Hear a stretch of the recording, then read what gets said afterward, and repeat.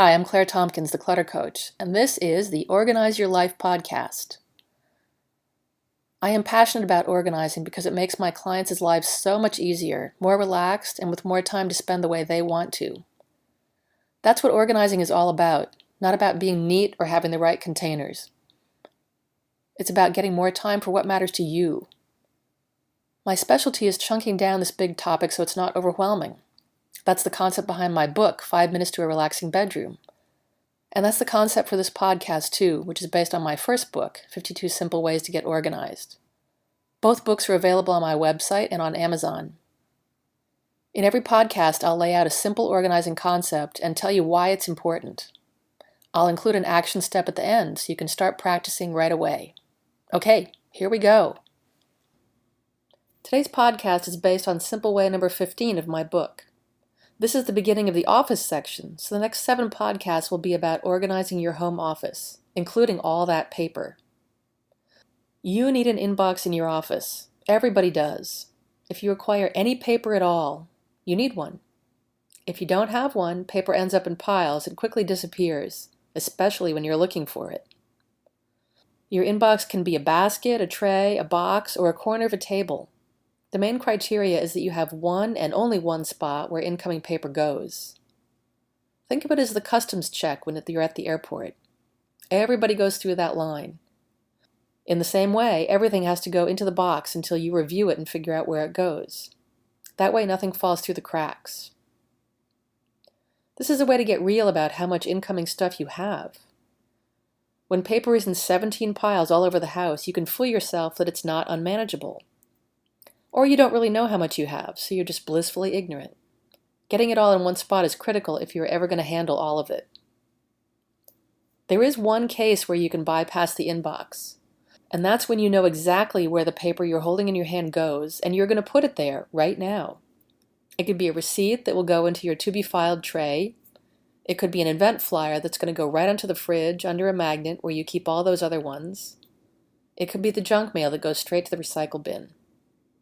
What's not allowed is telling yourself that you know where something goes and then setting aside for later and not following through on putting it in that spot. This is where piles come from. The next thing you know, you're clearing off the table for dinner and that piece gets shoved under a stack of newspapers and that's the last you see of it for a while, especially when you're looking for it. Okay, back to the box.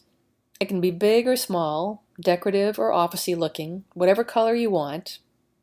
Make sure you locate it centrally so you'll use it. Ideally, it will be where you process other paper, on your desk, whatever surface that is. That way it'll be handy when you go through it.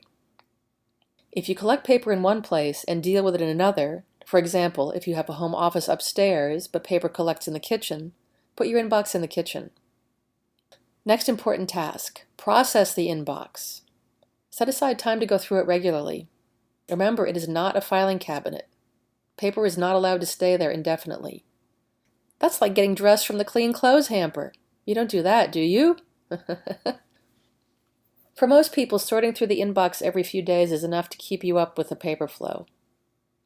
When I say sort through it every few days, I mean that you should look in there to see if anything needs your immediate attention, and to remind yourself of what's in there. Stay familiar with it. Some days there may not be anything you need to do, but you'll be aware of what's coming up soon and what tasks or projects you're going to need to make time for. What you'll find is items that you need to file, such as insurance or medical records.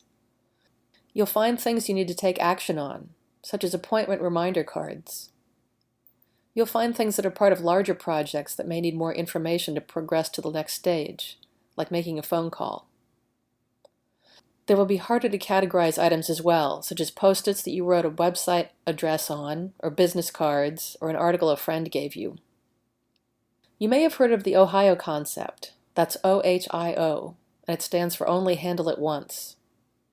But I don't think it's realistic. Sometimes you really don't have the information you need to make a decision.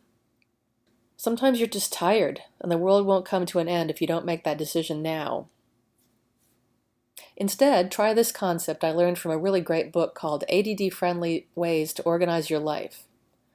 The idea is to have a ripening drawer. This is a drawer that you put things in that you aren't ready to decide on. No bills in here, nothing with a hard deadline. You also can't let it get too full, you won't be able to close it. The process is this. Every time you put something in the drawer, root around and see if you can find something that you're ready to act on or to toss out.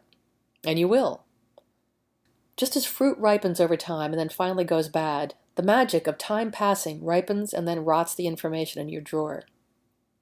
With the ripe stuff, now it's clear what you should do. The rotten stuff is events that have passed or you decided not to go to them, product information you're not interested in anymore, flyers for sales that are over, that kind of thing. Try it. Your task this week is to put an inbox on your shopping list or look around the house for something you can use. If you already have one, clear out the deadwood and start using it right. Hey, thanks for listening. I'm Claire Tompkins, the Clutter Coach. If you like the show, I'd love it if you'd leave a rating and review it in iTunes. It's also available in SoundCloud and Stitcher, and you can review it there too. And you can subscribe, so the podcast will be ready and waiting for you to listen to. You'll find the show notes on my blog at www.cluttercoach.net, and you can check out my store to find books I've written and books and products I recommend, plus some freebies. And come back for more next week.